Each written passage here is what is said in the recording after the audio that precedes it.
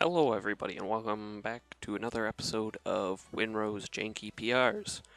Uh, this is the Northeast Wisconsin PR for the fall of 2018 Super Smash Bros. For Wii U.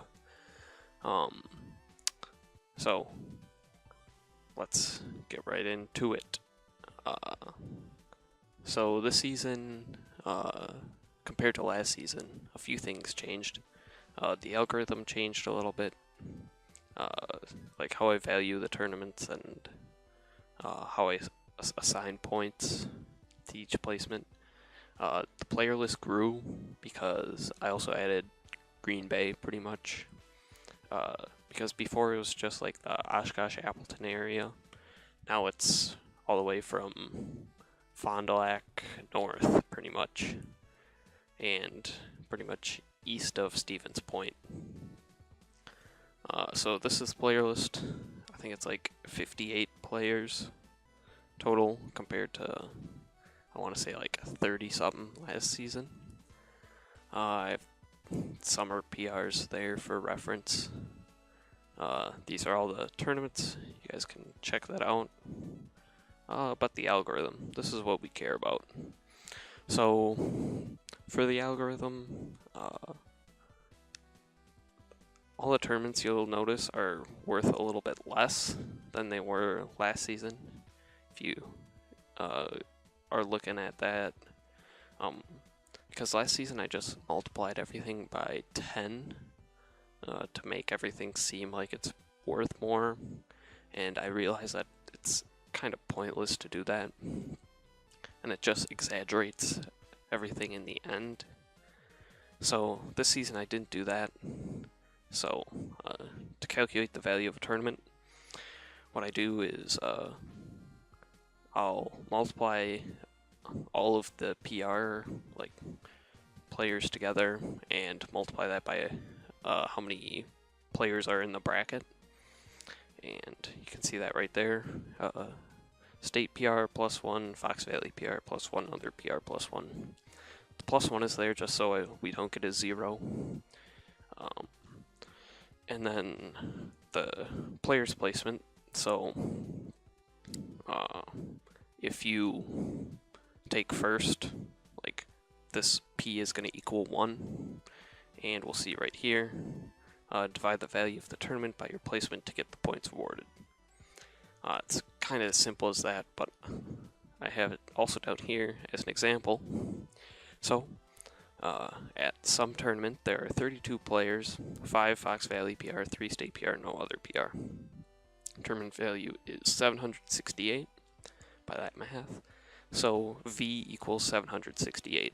So V. And then using the function right here for points awarded, you can see by this table how the points are distributed between all of the entrants.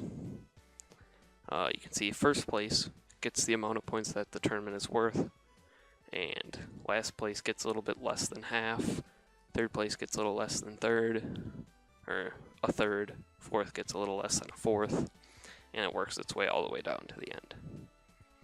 So I can show a real example of that in Big Blue 10. So this was worth the most points in the season. Unfortunately, there weren't really a lot of large tournaments. I think that's mostly due, like, Smash 4 is coming to an end, so less people traveled. I'll get to that at the end. But Big Blue 10, you can see 33 attendees, 6 Fox Valley PR, 3 Wisconsin PR, and 1 other PR. I'm going to go over to Desmos graphing to show how it all works. So we can see there's the function right there for value of the tournament. And right here, you'll be able to see what placement you get, that's how many points you get. So we can see over here, the value of the tournament is 1,848, and if you take first place, you will get that many points. Versus if you take second place, you'll get 885 points, and then that just works its way down. And eventually, obviously, there's no like 8th place at a tournament, but you get the idea. The better you do, the more points you get, and it's kind of exponential. It's a odd function, but it worked. I'll go over my methodology in that in the end, and pros and cons. But while we're at Big Blue, this all the tournament pages look relatively the same, but Big Blue has the most data in it, so I'll share that in the video. So we have a link to the challenge page. Yeah, you guys believe me. And then, so the only thing I have to input now is the placement that each player gets and who they beat within the region. So this was an improvement from last season, because before I would have to put in who they beat and lost to, and then come down here and put in the ones and negative ones. But you can see if I just type in a player like Chai, you can see that down here, if I didn't break the system, there we go. It just takes a while because it has to update a lot of stuff now. So obviously that didn't happen, but that came up automatically, so that'll make it pretty easy to expand. Then I come through all these players, who they beat and lost to within the region, and yep, just do that for each of them. So let me look at my notes. I think that's everything there. It's just a lot of the same. So you'll see that some of these tournaments only a few people in the region went to, but I include it because I want to include as many tournaments, get as much data as possible. So, all the data, what does it add up to? This is the total page.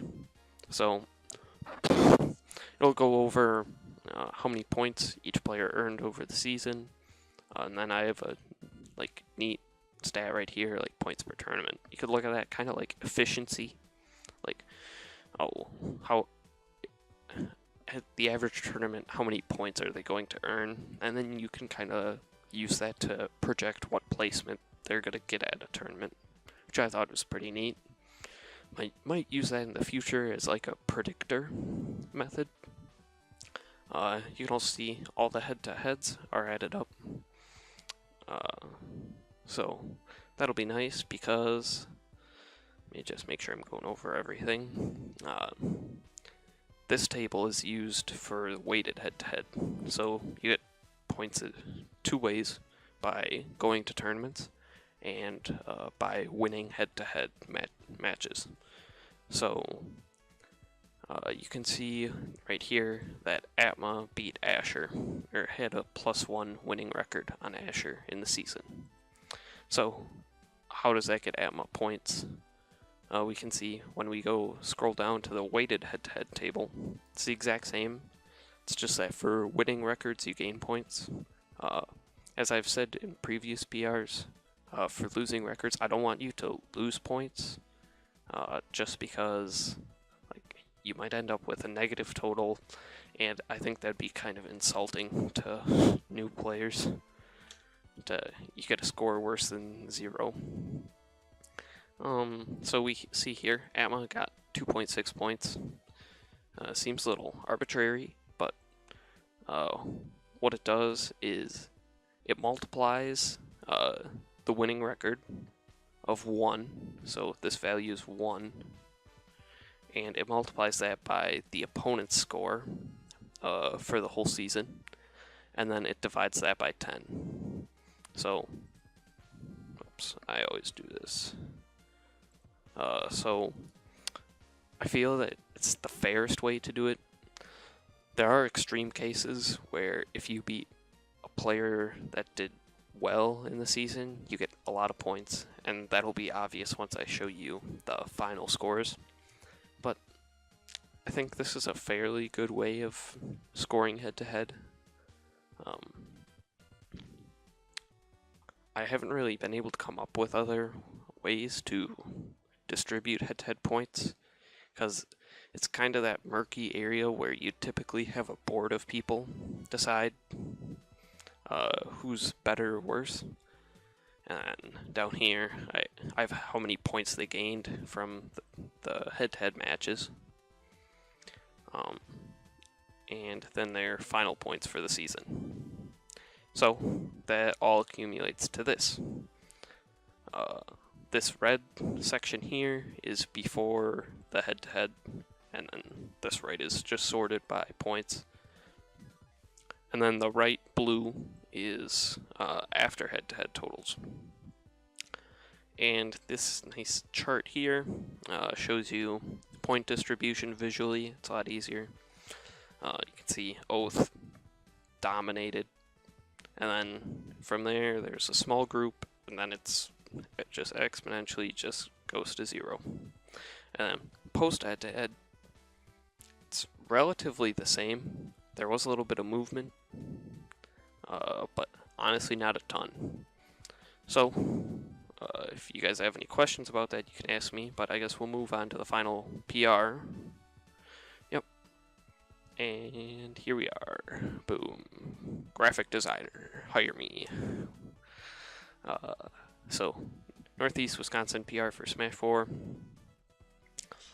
Just have some .png files, but we got Oath, Nuh-uh, Broshi, CRB, H2O in the top 5, and then Atma, Otis, Birch, Winrow, me, and Hollow, rounding out the top 10. But so it also has the scores for that everybody earned, and then scrolling down, I decided to make a map of where everybody was located-ish, and there are 2 maps for whatever reason. There we go. So we can kind of see. This is also the region that I looked at the player base of. It's kind of hard to find out who lives, but I know most of the players in the region, so that was the best way to do it. I'll talk about that again later. And then we have the whole ranking. So this is what I mostly care about, because we're able to see all the players that participated in the season, and how they compare to the previous season. We can see there's a lot of new players, and that's because I had a Green Bay. And then a column of players that did not participate, mostly because Smash 4 is almost out the door. And then I have the same graph as before, just a little taller so you can see everything. Alright, so that is all of that. Now I will move on to like pros and cons, what I was happy with, what I want to improve for next time. So I'll start off with what I was happy with. I did like the fact that I was able to add players pretty easily, because all I needed to do was go to this list, put in a player sorted alphabetically, and then you can see that all of these cells just reference that one list. So that did make things easier when it was the middle of the season and new people were showing up.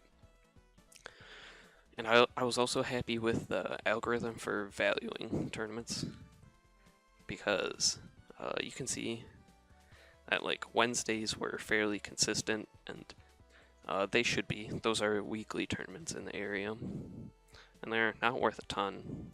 And then you have tournaments like Constructs, where they're worth significantly more. Big Blue, that was like a local tournament that was also pretty big. So you had people that don't travel a ton actually show up to that one, and that's why it's worth so much more. Which I think is good. makes people want to go to local tournaments more.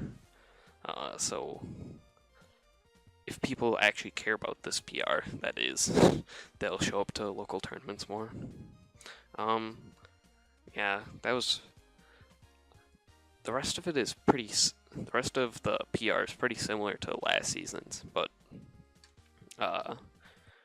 what I wasn't happy with was the weighted head-to-head. I didn't change it from last season. I said I was going to, but I don't really see many other options.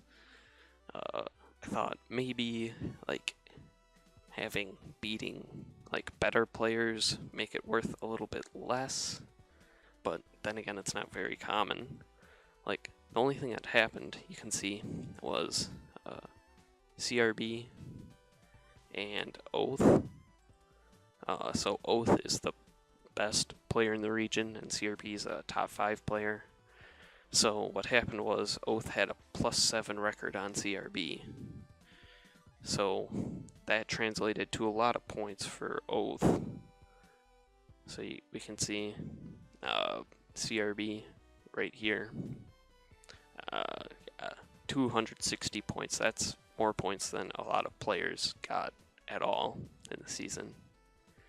And like it just made him jump up that much more. So might be looking at changing that, or maybe like capping it off at like a +3, so you can only multiply the points earned by 3. Maybe doing that. Point distribution. I'm thinking maybe for next season I'm gonna make it a little bit more linear, I'd say, because I think like this graph right here kinda looks like this graph right here. Like, and I think it makes sense that it would be that way. But then again, Oath did travel more than any other player this season, so and he had some good placements at like constructs, so it makes sense that he has a lot more points. I don't think that that's a fluke. I think that is legit right there. That gap makes sense to me. Yeah, and just the fact that Smash 4 is pretty much dying, and he was the only one that traveled. Like him and CRB traveled a lot, so that definitely skewed the data a little bit. But like some people might see that gap and be like, dude, your system is broken, but I disagree.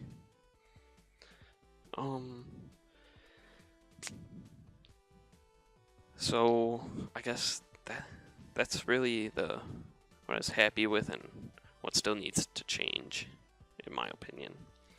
But in the future now, moving forward, I am going to, you see this map right here, and I'm going to expand it out to the whole state. Newsflash. So with Ultimate coming out, it's going to be a little weird, but I don't want to start until January because I need to get a grasp on where everybody lives. The player directory for the state isn't really that in depth, so I'm going to have to form my own list of players and what regions they're in, because with a state PR, then I also want to like break it up into like a Milwaukee PR and a Madison PR and a Northwest Wisconsin PR kind of thing. So we'll see how that adventure goes.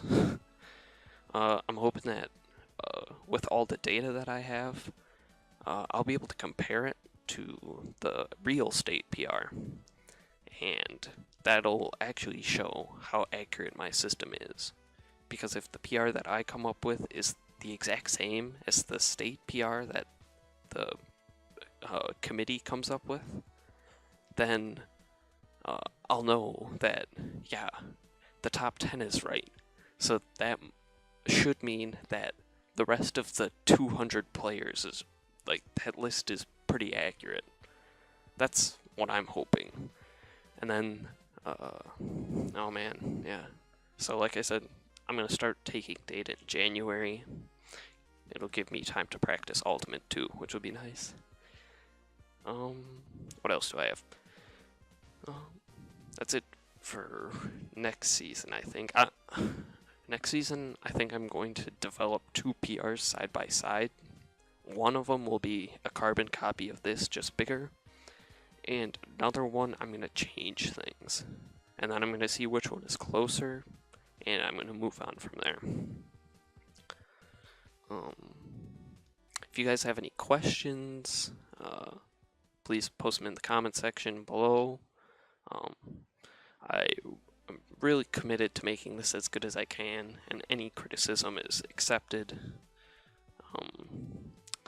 I just, like, why I do this, sometimes I don't know. It's just plugging a bunch of stuff in, but I guess I want somebody to be able to look at this, take it sort of seriously, and be like, okay, I'm down here.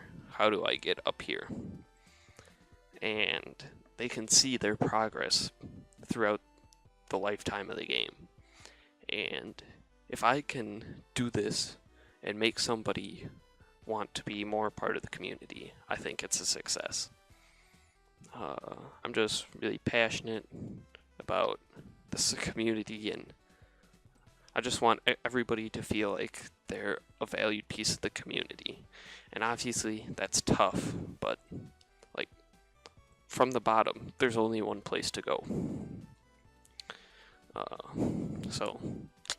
I hope that you guys can appreciate this math as much as I can. It's really fun to work on this, and I'm excited for Ultimate. Alright, again, if you guys want to know anything, you can just PM me or comment below, or if you see me at a tournament, you can talk to me there. I'd love to talk to people about this PR. But I guess that'll be it.